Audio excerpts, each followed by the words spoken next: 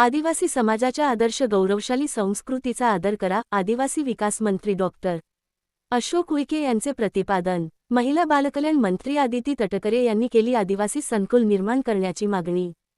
पेण येथे आदिवासी विकास विभागाकडून 7वी परिषद संपन्न।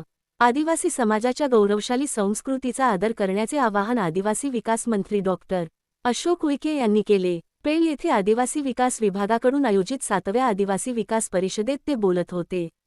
या परिषदेत महिला बालकल्याण मंत्री आदिती तटकरे यांनी आदिवासी संकुल निर्माण करण्याची मागणी केली। त्यांनी सांगितले की सुधागड तालुक्यातील 25 एकर जागेची निवड केली आहे आणि यासाठी 100 कोटींचा बजेट मांडला आहे। आदिवासी विकास मंत्री डॉक्टर अशोक जवळपास 50 कोटीपेक्षा अधिक निधी हा त्याला लागणार आहे आणि नंतर आणखीन 50 कोटी आपण जर प्रस्ताव हा त्या ठिकाणी विभागाच्या वतीने केला तर तिथं सगळं सहकार्य करण्याची तयारी ही त्या ठिकाणी आहे आणि महायुतीच्या सरकारच्या माध्यमातून पहिलं विकसित आदिवासी संकुल हे आपल्या या छत्रपती शिवाजी महाराजांची राजधानी असणाऱ्या रायगड जिल्ह्यामध्ये आदिवासी विकास विभागाच्या माध्यमातून रायगड जिल्ह्यामध्ये असलेला आदिवासी समाजाकरिता, बांधवाकरता, युवक आणि युवतीकरता आदिवासी समाजाचा गौरवशाली इतिहास, आदर्श संस्कृती, जल, जमीन, जंगल आणि अस्मितेवर विश्वास ठेवणाऱ्या समाजाशी संवाद आणि हितगुज साधला। आमच्या समाजाची देवपूजा कशा प्रकारची आहे, आमचे कुलदैवत कसे आहे, आमचा पुजारी कसा आहे, वन खात्याअंतर्गत वनामध्ये जाऊन आमचा वन औषधी कसा देतो, याच्याशी चर्चा करून आम्ही ही परिषद आयोजित केलेली आहे। आणि निश्चितच आजच्या परिषदेच्या माध्यमातून या परिसरामध्ये असलेला माझा आदिवासी बांधव, आमच्या आदिवासी बहिणी त्यांना निश्चित लाभ होईल।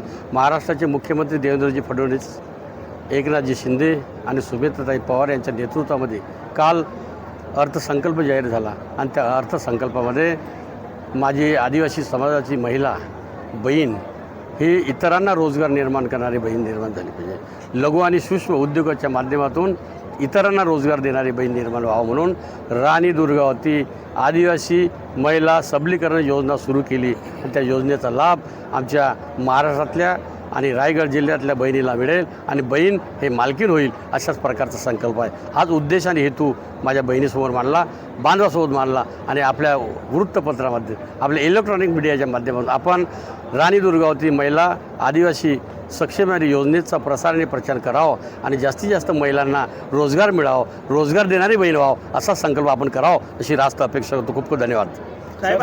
प्रयत्न केलेला आहे।